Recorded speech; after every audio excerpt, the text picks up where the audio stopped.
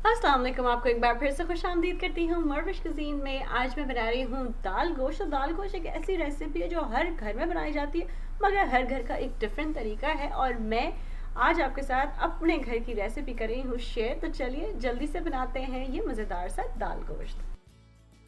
तो बिस्मिल्लाह पढ़ के शुरू करते हैं। सबसे पहले कि चने की दाल को मैंने भिगो के आधे घंटे के लिए रखा था। अब उसका पानी फेंक के सॉस पैन में डाल रही हूँ और इतनी देर के लिए उबालूंगी कि चने की दाल गल जाए, लेकिन टूटे नहीं, खड़ा खड़ा दाना रहे। अब मसाला तैयार कर लेते हैं। उसके लिए तेल में पतीली में तेल डाला है, उसके अंदर प्याज डाल रही हूँ और इतनी देर के लिए फ्राई करूँगी कि प्याज अच्छी सी सुनहरी हो जाए।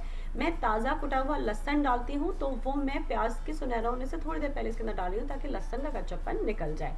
जब लहसन भी भुन गया और प्याज अच्छी सी ब्राउन सी हो गई तो इसके अंदर शामिल कर रही हूँ दही। मैं टमाटर नहीं, मेरी फैमिली में दही के साथ दाल गोश्त बनाया जाता है, तो वही रेसिपी आज आपके साथ शेयर कर रही हूँ। क्योंकि पहले अदरक नहीं डाली थी तो अदरक डाल रही हूँ, साथ में डाल रही हूँ नमक, लाल मिर्च, धनिया पाउडर और हल्दी पाउडर। तमाम मसालों को अच्छे से करेंगे मिक्स। इतना पानी डालेंगे जितना हमें मसाला को भूनने के लिए दरकार है। अच्छा, जो शोरबे वाले सालन होते हैं वो एहतियातन मैं ब्लेंडर में डाल के पीस लेती हूँ, उससे जो कच्ची प्याज है ये वो तैरती हुई नज़र नहीं आती। आप चाहिए तो ब्लेंडर जग में डाल लीजिए। मैंने इमर्शन ब्लेंडर इसके अंदर डाल के इस मसाले को अच्छा सा पीस लिया है। जब ये स्मूथ सा मसाला तैयार हो गया, अब हल्की आंच पे ढक के इसको भूनने के लिए छोड़ूंगी। ये इम्पॉर्टेंट स्टेप है। जितना अच्छा आपका सालन का मसाला भुना होगा उतना अच्छा आपका सालन तैयार होगा।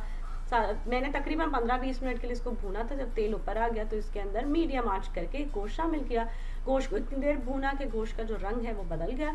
अब आंच को करूँगी हल्का, पानी अभी शामिल नहीं किया है और गोश्त के गल जाने तक इसको पकाऊंगी। अगर पानी खुश्क हो जाए तो आप इसके अंदर एक्स्ट्रा पानी शामिल कर सकते हैं। इस वक्त आप ग्रेवी देख सकते हैं, गोश्त का अपना ही पानी है, उससे ये ग्रेवी इस तरह की तैयार हो गई है। जो दाल बॉईल करके रखी थी वो इसके अंदर शामिल कर दी, उसको मिक्स करूँगी।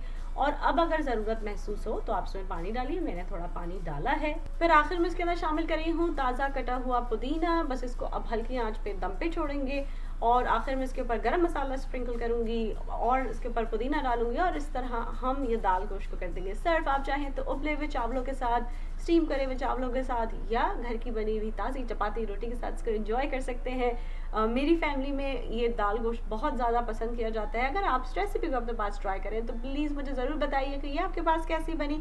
कुछ और सीखना चाहते हैं तो वो भी ज़रूर बताइए। मेरी रेसिपीज़ को पसंद करने का और उनको सराहने का बहुत शुक्रिया। अल्लाह हाफ़िज़। अगर आपको ये रेसिपी अच्छी लगी तो इन लिंक्स पे ज़रूर क्लिक कीजिए ऐसी और बहुत सी मज़ेदार रेसिपीज़ के लिए।